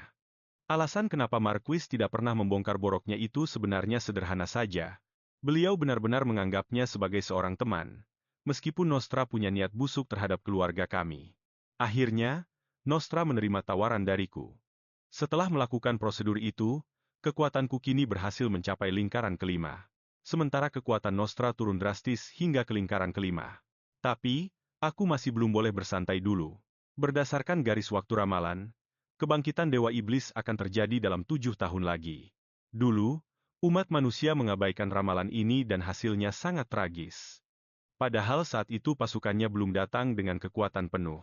Tidak ada seorang pun yang bisa menghadapi mereka sampai akhirnya Dewa Iblis membunuh Ksatria ketujuh Kekaisaran, kelebihan si dinding besi. Dia membunuhnya hanya dengan satu kali pukul saja. Baru setelah itulah orang-orang sadar betapa gawatnya situasi saat itu, tapi semuanya sudah terlambat. Jadi, setelah Dewa Iblis menguasai separuh wilayah Kekaisaran, pihak kuil dengan terburu-buru memilih para pendekar pilihan. Mereka ingin membentuk pasukan pembasmi. Ya, tim penakluk yang dulu aku ikuti itu bernama Argot. Sang peramal itu, Cassandra, umurnya 2 tahun lebih muda dariku. Seharusnya sekarang dia sudah berumur 18 tahun. Katanya, karena dulu tidak ada yang percaya dengan kata-katanya, dia akhirnya melarikan diri sendirian dari kuil. Di saat itulah, pelayan masuk ke dalam ruangan dan memberitahuku kalau ada tamu yang berkunjung. Tanpa harus menebak pun aku sudah tahu kalau itu adalah Ryan. Benar saja, begitu dia melihatku, dia langsung mendesakku untuk memberitahu metode latihannya. Aku bilang, sebelum itu, aku ingin menambahkan satu syarat lagi. Mendengar hal itu, Ryan langsung menggebrak meja dengan keras. Dia berdiri dengan kasar. Permainan apa lagi yang kau mainkan? Bukannya kau bilang tadi aku cuma harus menemanimu ke kuil? Hanya untuk membuktikan ramalan itu, aku menjelaskan kalau aku cuma menambah satu syarat pada kesepakatan awal kita, dan aku tidak akan merugikanmu. Maksudku, apa di wilayahmu baru saja ditemukan sebuah dungeon? Aku sangat tertarik dengan dungeon itu. Ya, di kehidupanku yang dulu, keluarga Count Parslov mengirim 5 tim investigasi, tapi hampir tidak ada satupun yang berhasil selamat. Keluarga Parslov sangat ngotot ingin menjalin aliansi pernikahan dengan keluarga Lindell. Itu semua karena pengiriman. Pengiriman beberapa tim investigasi ternyata bikin kondisi keuangan jadi sulit. Pas lihat aku ngomong pakai alasan dan bukti yang kuat, Ryan sadar dia nggak bisa nyembunyiin ini lagi.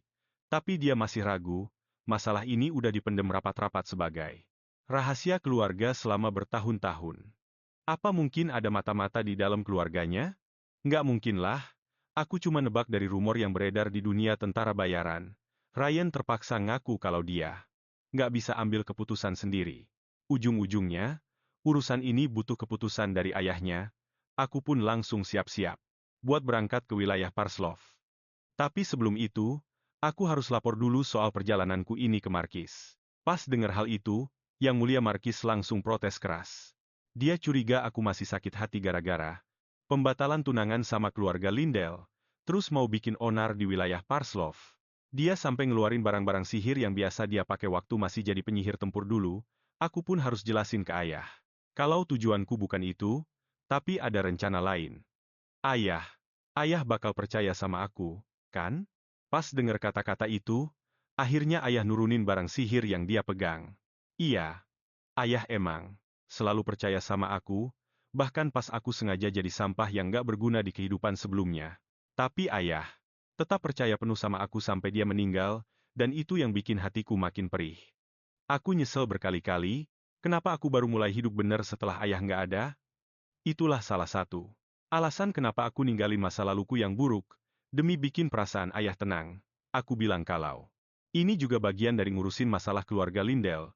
Akhirnya ayah biarin aku bebas bertindak. Pas saat itu juga, tiba-tiba aku ngerasa ada aliran sihir lain di ruangan itu. Ayah, apa ayah rencana? Mau ketemu orang lain? Ayah cuma ngelirik sekilas. Enggak kok. Kamu lihat sesuatu? Aku bilang mungkin perasaanku aja yang salah. Enggak lama setelah aku pergi, si pelayan keluar dari ruangan itu. Markis ngelirik ke arahnya. Cuma sedetik sih, tapi kayaknya dia sadar kamu ada di sini. Sebagai pelayan yang selalu ngawasin anak itu, gimana menurutmu? Si pelayan bilang kalau tuan muda emang udah berubah drastis belakangan ini. Dia jadi lebih serius dan kemampuan, sihirnya juga meningkat pesat. Tapi saya berani jamin, dia nggak pakai sihir hitam kok. Mungkin bakat tuan muda baru muncul sekarang. Kebangkitan mendadak kayak gitu sebenarnya nggak aneh. Di keluarga Walpurgis. Lagi pula, keluarga Walpurgis sekarang kan pewaris tekad dari para leluhur. Markis cuma bisa ngehela napas. Potensi yang turun-temurun ya. Setelah aku sama Ryan nyiapin kereta kuda, si pelayan datang lari-lari sampai ngos-ngosan. Aku nanya, kesehatan paman kan lagi nggak baik, kenapa maksain? Dateng? Dia bilang itu perintah dari Markis. Aku cuma bisa pasrah lihat aktingnya itu. Alasannya emang sempurna banget, tapi dia nggak tahu kalau aku sebenarnya udah tahu identitas aslinya. Nggak lama kemudian, kereta kami masuk ke wilayah Parslov. Ryan lihat aku natap keluar dengan muka serius. Kenapa mukamu tegang gitu? Apa wilayah kami kelihatan kuno di matamu? Aku jawab, malah sebaliknya, ayahmu. Itu pemimpin yang hebat. Lihat aja suasana jalanan sama muka orang-orang di sini, wilayah ini keurus banget. Jujur aja, kemewahan luar itu nggak ada artinya. Yang penting itu apa warganya. Ngerasa puas sama hidup mereka. Ayahmu benar-benar pemimpin yang kompeten, kamu harus bangga punya ayah kayak dia. Ryan langsung senyum puas pas dengar kata-kata itu. Aku nggak pernah nyangka bakal dengar pujian kayak gitu. Dari orang keluarga Walpurgis. Kamu bener. Wilayah kami bisa hebat gini emang karena ayah, dan aku bener-bener hormat sama dia. Aku nggak kaget sama jawaban Ryan, soalnya di kehidupan dulu, Ryan emang selalu bangga jadi bagian dari keluarga Parslov, bahkan pas dia tinggal sendirian. Nggak lama, Ryan lapor ke ayahnya, Michael Walpurgis sudah sampai. Dengar itu, si Count langsung panik, dan mulai nelen pil obat banyak-banyak. Aku udah tenang. Lanjutin. Ryan lanjut lapor. Michael Walpurgis ada di ruang tamu di bawah. Pas denger itu, si Count langsung nyamber botol obatnya lagi dan mulai nelen sisanya. Setelah agak tenang, si Count bilang kalau pertemuan bisa dimulai. Ini masih dalam batas kesabarannya. Ada hal lain lagi? Ryan mikir bentar, nggak ada sih. Cuma detail kecil. Dia tahu kalau kita punya penjara bawah tanah di wilayah ini. Dengar itu, muka si Count langsung pucat pasi. Seketika, dan dia mulai ngeraba-raba dadanya lagi. Pokoknya, Selama ini aku udah mimpin keluarga ini cukup lama. Sudah lama sekali. Tulang-tulang tua ini rasanya sudah harus dipensiunkan. Sebenarnya reaksiku tidak berlebihan, karena status keluarga Walpurg jauh lebih tinggi dibandingkan mereka. Kalau mereka sampai tahu ada dungeon di wilayah mereka, dungeon itu pasti bakal langsung dirampas, tapi Ryan bilang kalau dia sama sekali tidak berniat mengambil dungeon itu. Dia bahkan bilang ingin membantu kami dan akan memberitahuku metode latihan aura mulier yang lengkap. Begitu mendengar hal itu, Tuan Count langsung berdiri dengan terburu-buru. Kamu yakin? Ryan menjawab, iya, meskipun dia cuma menunjukkannya sebentar, itu benar-benar luar biasa, dan aku sudah membuat perjanjian dengannya. Kalian pasti tahu sendiri kan seberapa kuat janji seorang penyihir itu? Mendengar hal ini, Tuan Count mulai berpikir dengan sangat serius. Dia berani menawarkan metode berharga aura mulier sebagai syarat. Sebenarnya ada apa di dalam dungeon itu? Sambil memikirkan hal itu, Tuan Count segera beranjak dari tempat duduknya. Aku harus bicara langsung secara pribadi dengan Michelle Walpurgis. Seperti dugaanku, aku langsung mendapatkan izin dari Tuan Count dengan cepat. Karena syarat yang aku ajukan adalah aku sendiri yang akan membereskan dungeon itu dalam waktu 1 hari saja. Dungeon yang sudah disembunyikan keluarga Parslov selama bertahun-tahun itu sebenarnya adalah tempat yang pernah aku datangi sebelumnya. Dan di kehidupanku yang lalu, pasukan kami berhasil mendapatkan artefak dewa terakhir, Set Storm. Artefak dewa itu seharusnya bisa sangat membantu untuk melawan dewa iblis, tapi malah disia-siakan begitu saja oleh si pahlawan itu. Jadi, di hidup kali ini, aku harus menjadi tuannya. Aku akan membangkitkan kekuatan aslinya. Tepat saat itu, Ryan dengan cerobohnya malah mencoba merangsek masuk ke dalam dungeon. Aku dengan cepat merapalkan sihir penghenti pada Ryan. Jebakan sudah dipasang tepat di depan pintu masuk dungeon. Kalau kamu asal terobos, kamu bakal langsung gagal masuk. Kemudian aku mengangkat tanganku dan menembakkan sebuah bola api. Begitu bola api itu melewati pintu, sebuah pelindung tak kasat mata langsung hancur berkeping-keping. Akhirnya, kami berhasil masuk ke dalam dungeon tersebut. Ryan melihat sekeliling dengan penuh rasa penasaran. Dia bingung kenapa dungeon ini terlihat seperti masih sangat baru. Aku menjelaskan kalau waktu di sini terhenti, sehingga kondisinya tetap terjaga seolah-olah baru saja dibangun. Dalam hati aku membatin, kalau dia tahu. Kalau dungeon sebesar ini dibangun dalam sekejap saja, dia pasti bakal jauh lebih kaget lagi. Tiba-tiba, aku merentangkan tanganku untuk menahan jalan mereka. Ada sepasukan goblin di depan kami. Ryan menyarankan agar kami kembali dulu untuk mengumpulkan prajurit, tapi aku langsung menghentikannya.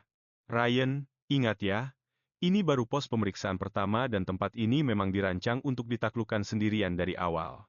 Setelah bicara, aku mulai mengerok serbuk dari dinding dengan belati. Ryan bingung melihat apa yang aku lakukan.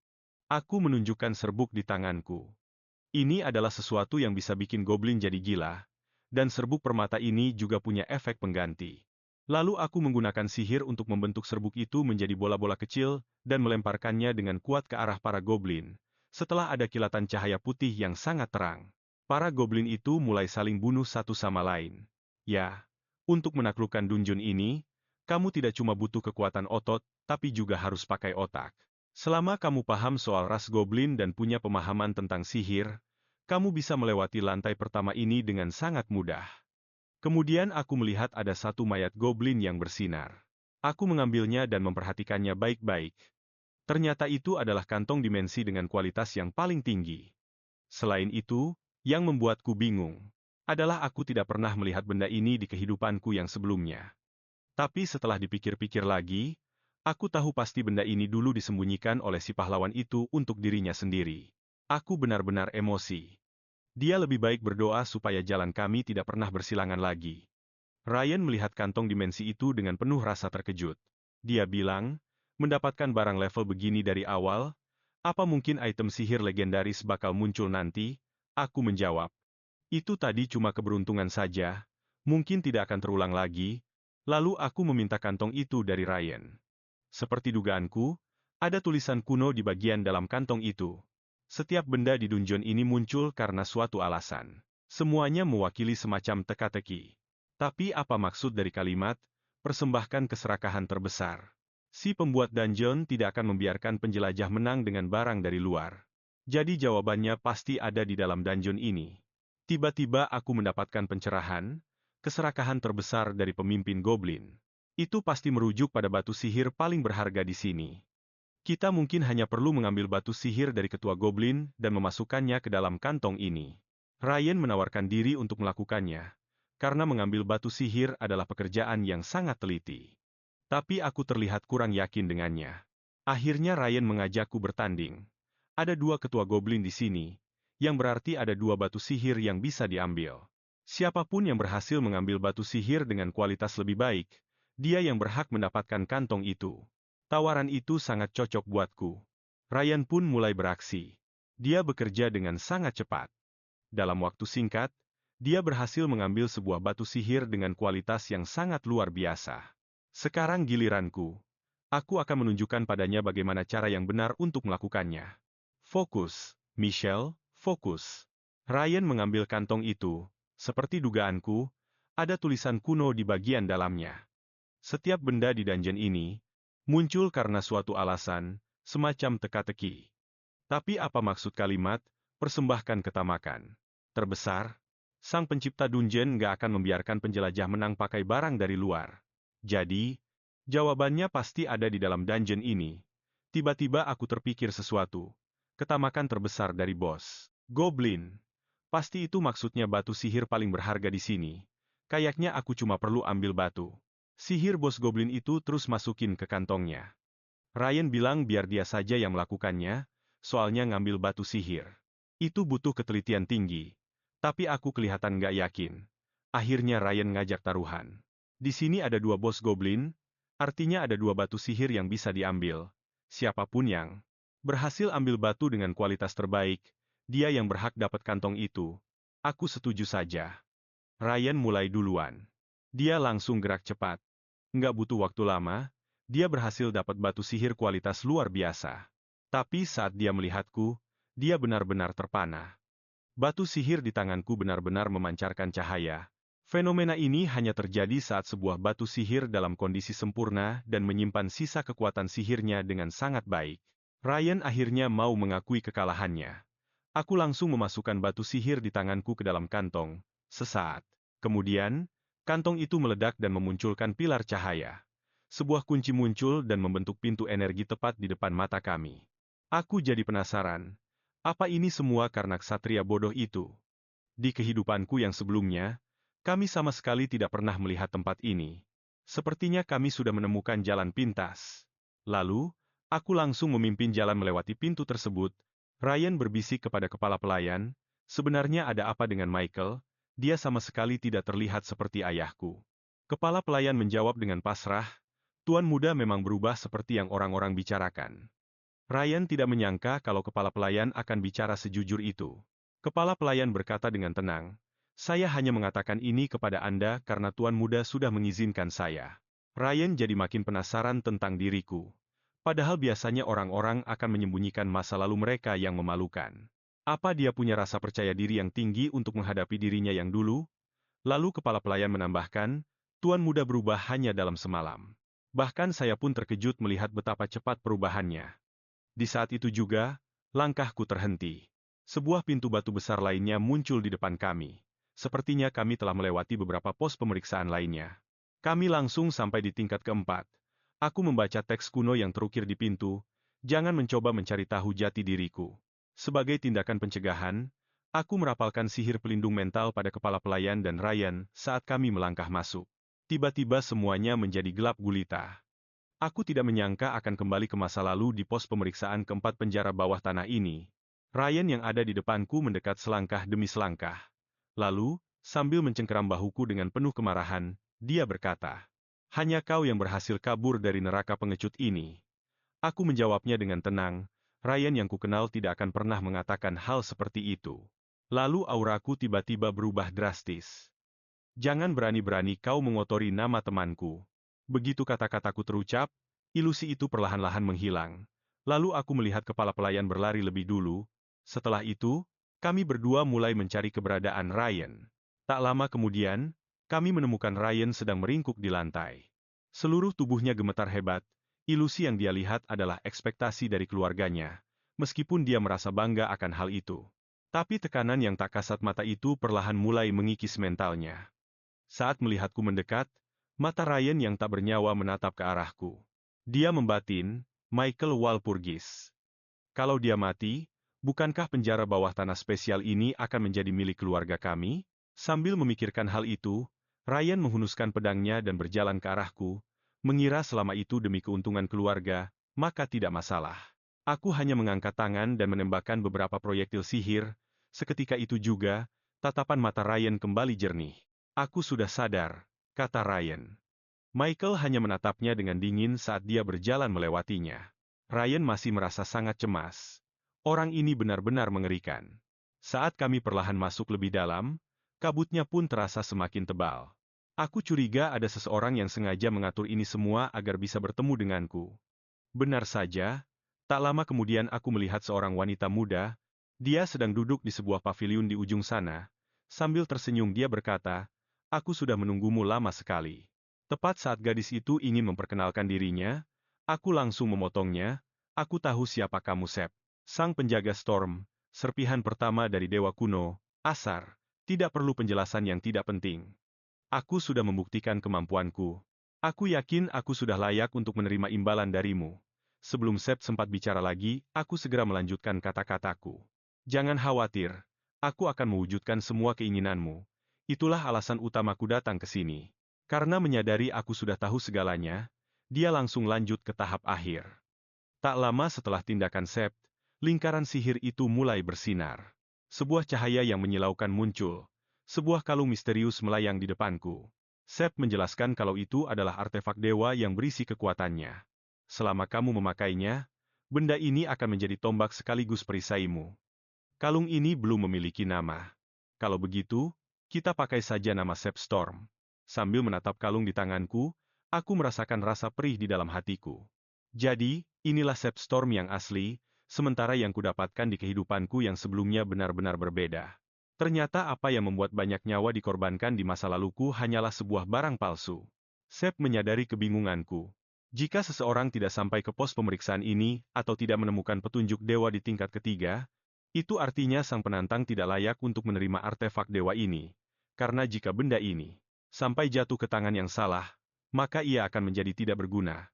Saat aku memakai kalung itu, tubuhku tiba-tiba mengeluarkan cahaya terang yang sangat kuat. Di saat itu juga, aku menyadari kalau tubuh Sep perlahan-lahan mulai menghilang.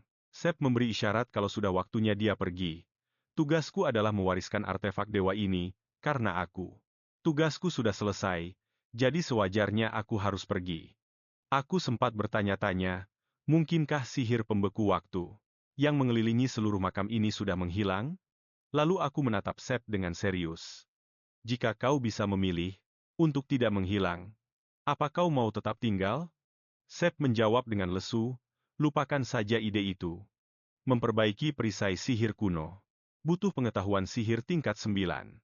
Kau tidak akan bisa melakukannya, tapi kalau memang mungkin, aku tetap ingin melihat dunia berubah dengan mataku sendiri."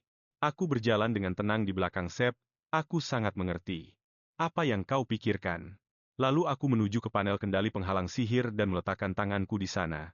"Karena kau ingin melihatnya, maka akan kutunjukkan padamu bagaimana cara aku mengubah dunia." Saat tanganku terlepas, tubuh Sep tiba-tiba memancarkan cahaya yang sangat terang. Sambil menatap penghalang yang sudah kuperbaiki itu, aku menghela napas, sempurna. Tapi Sep tidak setuju. "Sempurna apanya? Apa-apaan ini?" Kupikir Sep cuma berlebihan. "Ini kan lumayan imut, dan ini satu-satunya cara untuk menjaga konsumsi energi seminimal mungkin." Sep protes keras. "Imut apanya? Meskipun penampilanku seperti sekarang, aku ini dulunya rasul yang melayani dewa." Lalu dia bilang, "Lupakan soal itu, apa kau ini penyihir hebat, bahkan tingkat 9?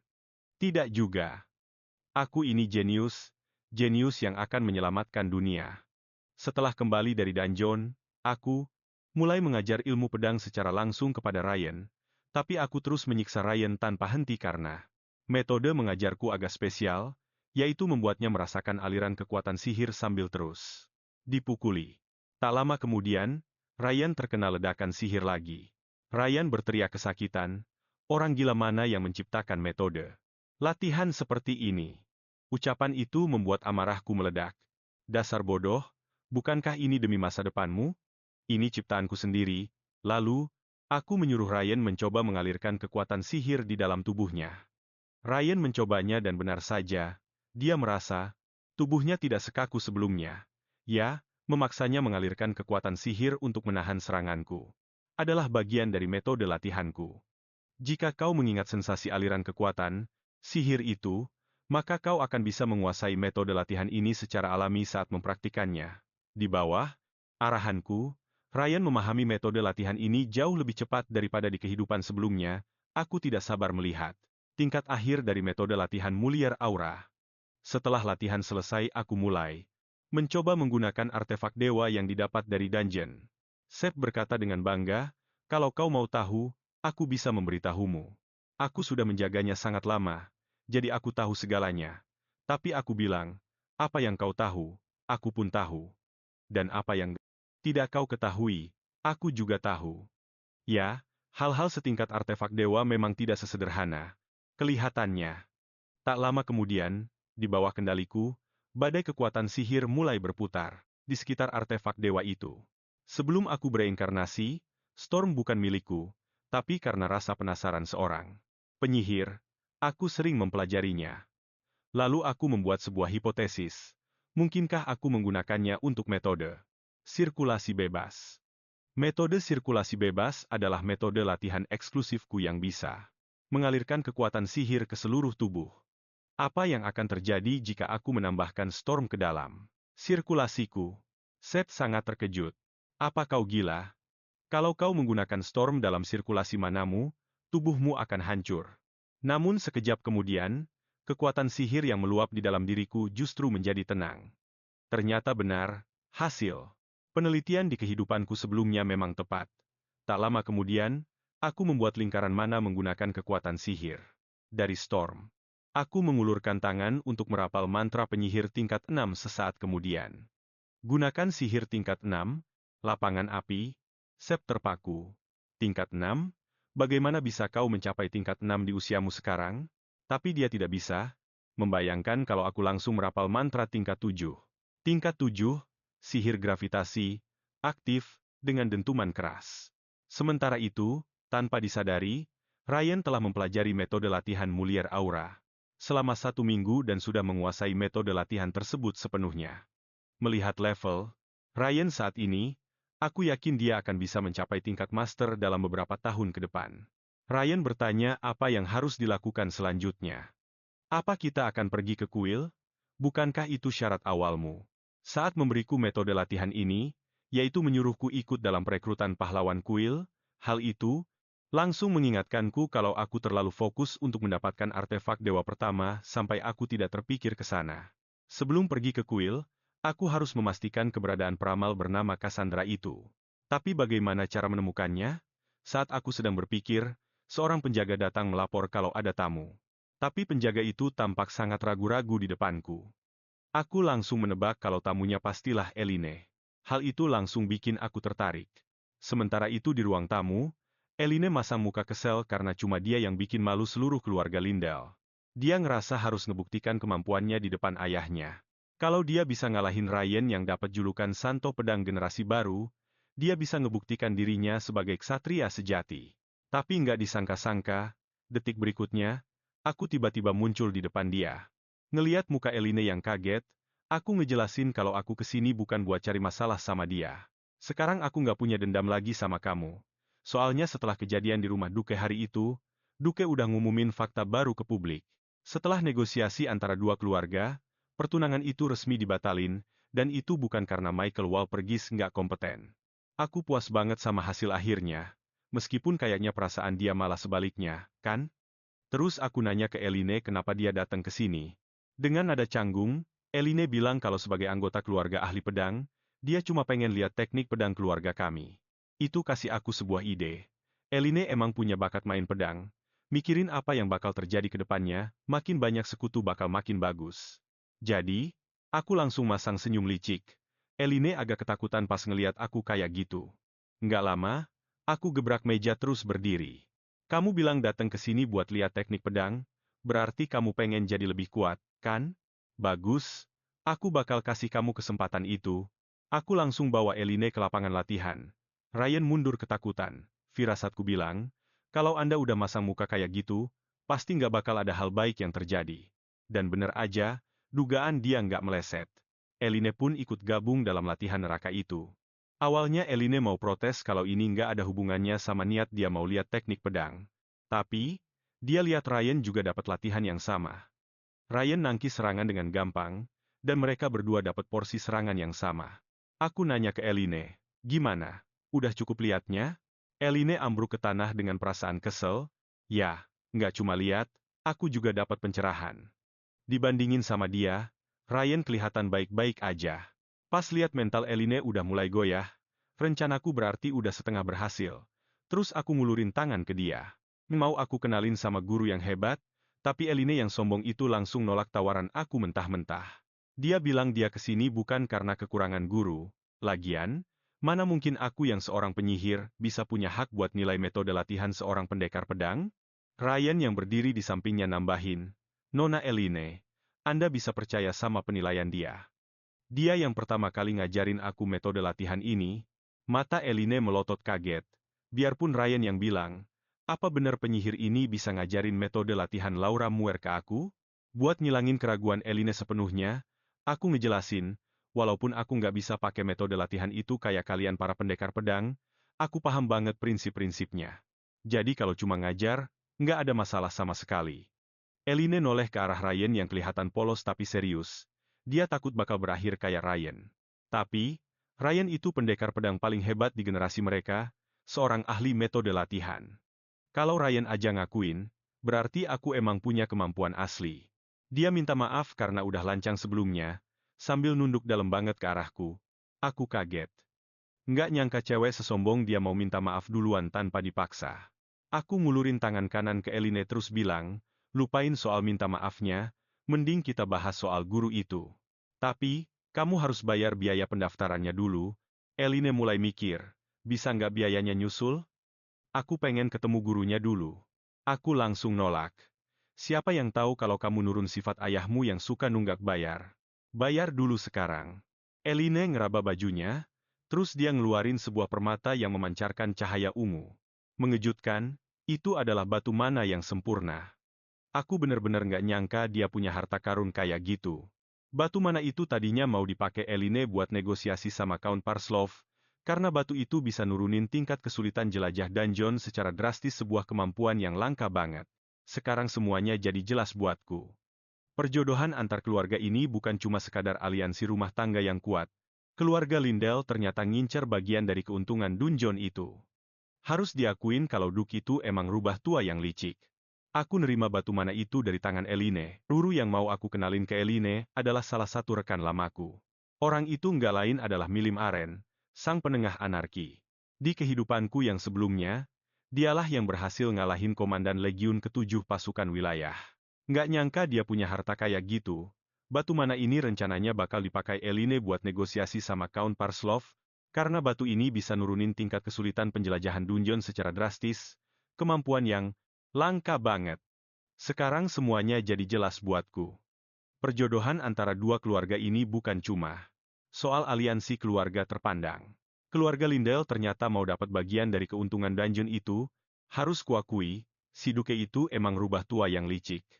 Aku pun menerima batu mana itu dari tangan Aileen. Guru yang mau ku kenalin ke Aileen adalah salah satu kawan lamaku. Orang itu nggak lain adalah Milim Aren, sang penengah anarki. Di kehidupanku yang dulu, dialah yang ngalahin Komandan Legiun ke-7 dari pasukan wilayah itu, Dewa Iblis. Saat Ryan mendengar nama itu, wajahnya menunjukkan keterkejutan yang luar biasa. Dia adalah sang master pedang dari barat, salah satu dari 3 master pedang terhebat di seluruh benua. Eline jelas-jelas mengira aku cuma membual. Bahkan sebagai anggota keluarga Walpurgis pun, kau tidak akan mungkin bisa mengundang orang sekali berdia. Aku hanya tersenyum dan melambaikan tangan tanpa memberikan penjelasan lebih lanjut. Kau akan mengerti saat waktunya tiba, kataku. Lalu aku meminta Ryan untuk bersiap-siap demi perjalanan besok ke kuil, karena 3 sosok penting akan segera muncul di sana. Sang Paus sedang memilih seorang pahlawan.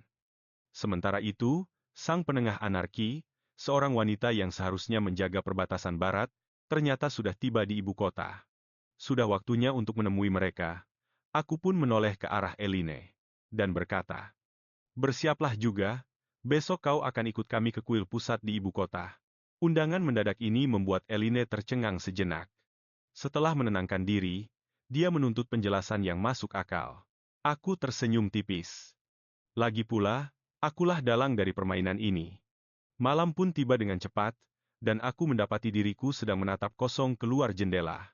Seth, yang berdiri di dekatku, tidak tahan untuk bertanya, "Hei, kenapa tindakanmu terlihat sangat berbeda dari anak seusiamu? Kau kan jelas-jelas masih bocah di bawah umur."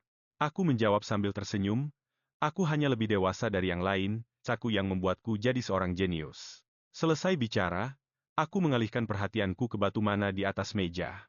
Seth bertanya bagaimana rencanaku menggunakan bahan itu, mengingat itu adalah bahan dasar yang sangat penting untuk pembuatan banyak artefak suci. Aku menjawab dengan senyuman, "Aku ini seorang penyihir. Tentu saja, aku akan menggunakannya untuk membuat benda-benda sihir. Aku tidak mungkin tiba-tiba ganti profesi jadi pendekar pedang seperti mereka. Tantangan paling mendesak sekarang adalah menemukan wadah yang cocok untuk mengalirkan energi dari batu mana ini. Lagi pula, hanya kayu yang sudah tumbuh selama lebih dari 1 abad yang bisa menahan kekuatan batu mana sehebat ini. Aku menenangkannya agar tidak perlu khawatir karena aku sudah memutuskan kayu suci mana yang akan kugunakan. Dan secara kebetulan, kayu suci itu ada hubungannya dengan dia." Seth pun terperanjat, tidak habis pikir bagaimana mungkin ada kayu suci yang berhubungan dengannya. Aku tidak membiarkannya penasaran terlalu lama. Kayu suci yang kucari tidak lain adalah dahan dari pohon dunia. Seth tidak menyangka kalau aku bakal tahu. Begitu banyak rahasianya. Dia langsung memprotes keras, "Kemarin kau sudah mengambil badai Seth dariku, dan sekarang kau mau dahan pohon dunia juga? Aku ini bukan bank pribadimu." Sebenarnya, Seth bukannya tidak mau memberi. Dia cuma belum bisa melakukannya saat ini saja. Aku sangat mengerti hal itu, jadi aku bilang padanya bahwa tidak perlu membuat benda sihirnya sekarang juga. Kita masih dalam tahap persiapan. Kemudian, aku memutuskan untuk mulai memurnikan batu mana tersebut. Lagi pula, sebuah bola kristal adalah komponen inti dari setiap benda sihir.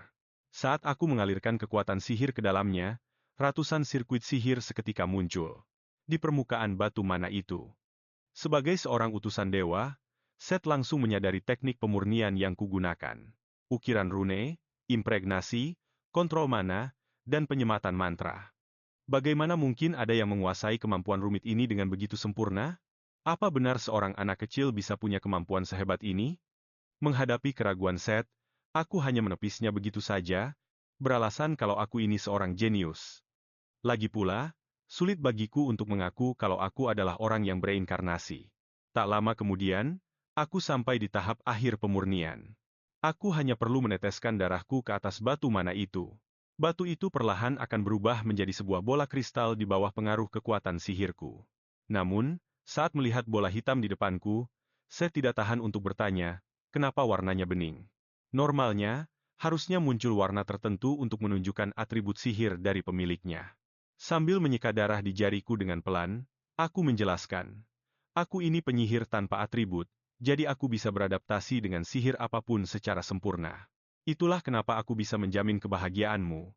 Aku pun langsung merapalkan mantra lingkaran kedua, kilatan api, yang seketika menyambar keluar. Sesaat kemudian, bola hitam di tanganku berubah menjadi merah menyala.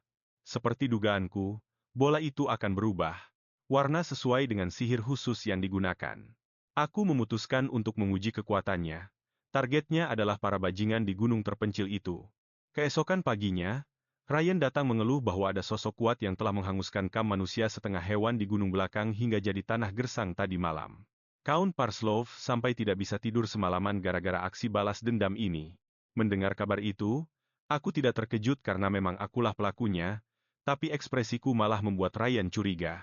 Dia tiba-tiba mencengkeram kerah bajuku dan mendesak, "Mitchell, apa kau ada hubungannya dengan semua ini?" Aku tersenyum dan menjawab dengan santai, "Memang benar. Itu soal manusia setengah hewanmu itu. Mereka benar-benar jadi bahan percobaan yang luar biasa." Seketika itu juga, suasana langsung berubah jadi sunyi senyap kayak kuburan. Di saat itu, Aileen mendekat pelan-pelan. Pas tahu kalau alasan mereka datang ke ibu kota itu gara-gara sebuah ramalan, dia langsung mikir kalau tindakan kayak gitu bener-bener konyol. Zaman sekarang, ramalan itu udah hampir nggak ada kredibilitasnya. Ngomongin soal turunnya Dewa Dunia itu cuma omong kosong belaka. Aku paham kenapa Aileen ragu. Lagian, dunia sekarang lagi damai-damai aja tanpa ada tanda-tanda ancaman sedikit pun, cuma ada ramalan nggak jelas itu doang. Waktu itu, status pahlawan emang nggak terlalu berarti, soalnya nilai aslinya baru bakal terbukti lewat kemampuannya buat ngusir Dewa Iblis. Aku pun nenangin Aileen, jangan khawatir, perjalanan ke ibu kota ini pasti bakal nguntungin buat kamu, soalnya calon mentormu, sang penengah anarki, ada di sana sekarang juga. Terus aku noleh buat nanya ke kepala pelayan apa dia udah nemuin lokasinya Cassandra. Kepala pelayannya jawab kalau masih belum ada kabar, bahkan negara suci pun nggak bisa ngelacak keberadaannya. Tapi, pas ganti topik, dia bilang kalau sang peramal ninggalin pesan sebelum menghilang, aku bakal nunggu kalian di sana.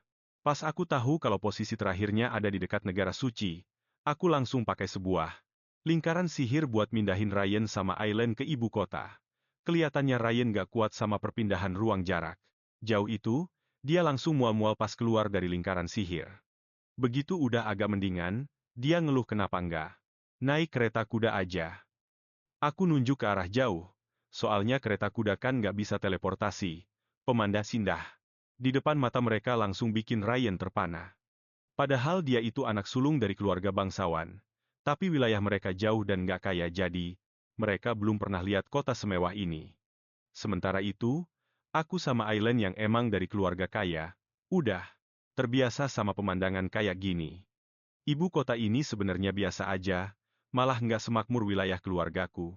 Orang-orang kelas atas ini emang sukanya pamer mulu. Pas aku lagi jalan ke kuil pusat, Aileen ngasih kode buat lihat ke arah gang sebelah. Ada aksi perampokan di sana. Tapi kenapa ya, anak kecil itu kerasa kayak ancaman yang nggak bisa dijelasin? Apa mungkin itu dia? Pas kepikiran gitu, aku langsung julurin tangan, niatnya mau pakai sihir penghenti waktu buat nyelamatin dia. Tapi, ada seorang ksatria yang lebih dulu bertindak, dia ngayunin pedangnya sampai si pria botak itu terpental puluhan meter. Walaupun aksi penyelamatan pahlawan itu kelihatan keren, tindakan kayak gitu sama aja kayak bunuh diri, soalnya bawa pedang itu dilarang keras di pusat ibu kota, dan pelanggarnya bisa kena hukuman penggal. Aku pun nyuruh dia buat masukin pedangnya lagi, pura-pura nggak lihat apa-apa. Di saat itu, si gadis kecil juga ikut maksa. Tolong, masukin pedang Anda kembali, Tuan. Terus, gadis itu nyapa aku dengan sopan, tapi, kata-kata selanjutnya malah bikin aku bingung. Aku senang bisa ketemu kamu lagi. Padahal jelas-jelas ini pertemuan pertama kita. Kenapa dia bilang ketemu lagi? Apa mungkin dia bisa lihat masa depanku? Pas aku lagi mikirin itu, Ryan maksa aku buat cepet-cepet pergi dari situasi canggung ini. Orang-orang yang penasaran udah mulai kumpul. Pas aku lihat sekitar, aku sadar kalau kami emang harus buru-buruan cabut. Jadi bahan omongan di hari pertama itu bener-bener nggak disaranin. Tapi, sebelum pergi, ada satu hal yang harus aku beresin. Aku ngelepasin sihir pengurung ke si pria botak tadi. Terus aku geledah dia teliti banget. Nggak lama, aku nemuin sebuah paket di badannya. Kayaknya gadis ini emang orang yang lagi aku cari. Si pria botak coba ngeles kalau barang itu punya dia. Tapi pas aku ngeluarin sebuah liontin, dia langsung diem 1000 bahasa, soalnya liontin itu nunjukin kalau dia itu anggota negara suci. Sebuah hak istimewa yang cuma dipunya sama mereka yang ada di tingkat 4 ke atas. Aku pun bungkuk dan bisikin ke telinganya. Pencuri yang baik, tolong sampaikan pesan ke Serasi Tikus Selokan. Bilang sama dia kalau keluarga Walpurgis lagi nyari dia. Terus aku balikin paketnya ke si gadis itu. Dia sempat diam sebentar, hening. Terus dia angkat kepalanya dan nanya apa aku mau dia ngenalin diri lagi. Aileen sama Ryan? Benar-benar bingung. Emangnya kita lagi ngomongin hal yang sama? Di saat itu juga, kepala pelayan ngejelasin, dia adalah peramal yang kita cari-cari, Cassandra. Sementara itu, di tempat lain di saluran pembuangan, si pria botak, nyampein pesanku ke si tikus selokan. Keluarga Walpurgis lagi nyari kamu, dan yang nyari itu si tuan muda nggak berguna itu, nggak salah. Lagi deh. Wah, makin menarik nih. Tapi kalian gagal kali ini. Gimana cara bayar kerugian ini? Harusnya kamu paham. Seberapa penting paket itu buat aku. Pas si pria botak mau coba jelasin, si tikus selokan nggak ngasih kesempatan sama sekali dan langsung bertindak. Sampah nggak berguna kayak kamu nggak layak buat dipelihara, mending kamu jadi makanan peliharaanku aja. Detik berikutnya, tentakel yang nggak terhitung jumlahnya muncul dari bawah kaki. Dari pria botak itu, diikuti oleh suara kunyahan yang benar-benar bikin darah merinding. Yang tersisa hanyalah tempurung kepalanya saja. Pihak Walpurgis sudah turun tangan, membuat segalanya jadi makin rumit. Bagaimana aku harus menghadapi ini? Tepat pada saat itu, suara langkah kaki bergema dari kegelapan di dekat sana. Si tikus selokan itu mendongak dan tiba-tiba menyadari kelalaiannya. Aku hampir lupa kalau Anda, sang ahli pedang agung, masih berjaga di sini. Sang penengah anarki itu menuntut penjelasan tentang apa yang sebenarnya terjadi dan kenapa informasi yang dia inginkan belum juga disampaikan. Dia menempelkan pedangnya ke leher si tikus, sambil memberi peringatan dingin. Jangan coba-coba menipuku, jelaskan semuanya sebelum kesabaranku habis. Si tikus lokan itu tersenyum licik. Dia berkata, Yang Mulia Penengah, tenanglah. Bukannya aku tidak mau memberimu informasi yang akurat, tapi keluarga Walpurgislah yang terus membuat masalah. Jika Anda bisa membantuku membereskan masalah ini, maka apa yang Anda inginkan akan kusampaikan secara pribadi besok. Namun, aku sama sekali tidak menyadari bahaya yang mengintai karena saat itu, mataku hanya tertuju pada Cassandra, sang nabi agung yang telah kucari selama beberapa kehidupan. Cassandra meminta agar kami bicara berdua saja. Apa yang ingin dia katakan sangat penting dan dia hanya bisa menyampaikannya kepadaku. Mendengar itu, Ryan bilang dia akan pergi mendaftar ke kuil lebih dulu, dan menyuruhku menyusulnya. Segera setelah aku selesai, Alina memberiku tatapan menghina dan mengejek. Aku juga akan pergi ke kuil. Perhatikan usianya, jangan sampai kau melakukan kesalahan yang bakal kau sesali selamanya. Aku pun menghela napas. Apa citraku seburuk itu di matamu? Aku menepuk pundaknya dan menyuruhnya untuk berhati-hati, kalau kau menghadapi bahaya di dekat kuil, teriakan kata Cariamen. Setelah mereka pergi, aku menoleh ke arah Cassandra dan bertanya, apa yang ingin kamu katakan padaku? Dia mengepalkan tangannya seolah telah mengambil keputusan besar. Lalu, dia berteriak, Michelle, apa kamu juga menerima berkat ramalan itu? Ternyata, Cassandra sudah melihat potongan-potongan masa depan sejak dia masih kecil. Baginya, itu adalah kemampuan bawaan. Kadang-kadang, dia menyaksikan kematian seorang teman. Di lain waktu, dia melihat kereta kuda yang terbalik. Meski dia berusaha keras mencegah tragedi-tragedi itu, setiap saat, hasilnya selalu berakhir tragis tanpa pengecualian. Dan kali ini dia bahkan telah menyaksikan turunnya dewa iblis dan kehancuran dunia. Untuk mencegah penderitaan yang meluas, dia segera melaporkan hal itu kepada Paus. Namun, Paus sama sekali tidak menganggap serius ramalannya. Beliau bahkan langsung mengusirnya dari kuil. Dan begitulah, dia menanggung siksaan itu sendirian selama 5 tahun, membawa neraka yang tak terlukiskan di dalam hatinya. Rasa sakit ini terus-menerus menyiksa batinnya. Akhirnya, saat dia hampir hancur, sebuah ramalan samar muncul di benaknya. Seorang pria yang berdiri di tengah kobaran api dan mempercayai setiap kata ramalannya tanpa ragu. Pria itu adalah Anda, Michelle Walpurgis. Setelah mendengar itu, aku berkata dengan penuh sesal, aku bukan seorang nabi dan aku tidak punya kemampuan sepertimu. Cassandra menundukkan kepalanya dengan kecewa dan bergumam, begitu ya, maafkan aku karena sudah mengganggumu. Melihat suasana hatinya yang meredup, aku mengelus rambut hitamnya dengan lembut untuk menghiburnya. Meski aku tidak bisa meramal masa depan sepertimu, aku percaya pada ramalanmu. Entah itu kedatangan dewa iblis atau kehancuran dunia, aku benar-benar mempercayainya. Pada saat itu, segala beban kepedihan yang telah dipendam Cassandra selama bertahun-tahun akhirnya pecah menjadi air mata. Dia terisak dan bertanya, kenapa kamu mau percaya padaku? Semua orang bilang kalau aku ini seorang pembohong. Padahal, dia tidak pernah meminta apapun dari siapapun, satu-satunya keinginannya adalah agar orang-orang percaya pada ramalannya. Tapi aku tidak bisa mengungkapkan kebenaran padanya. Aku tidak mungkin bilang kalau aku hidup kembali setelah dibunuh oleh dewa iblis, kan? Jadi, Aku hanya bisa menjawab dengan samar. Aku hanyalah seorang penyihir yang penasaran dengan segala hal misterius, terutama soal takdir dan ramalan. Aku ingin tahu apakah semua itu benar-benar bisa diubah. Mendengar itu, dia menyeka air mata di sudut matanya dengan bahagia dan berkata, "Kamu orang yang sangat aneh, tapi aku bisa merasakan ketulusanmu."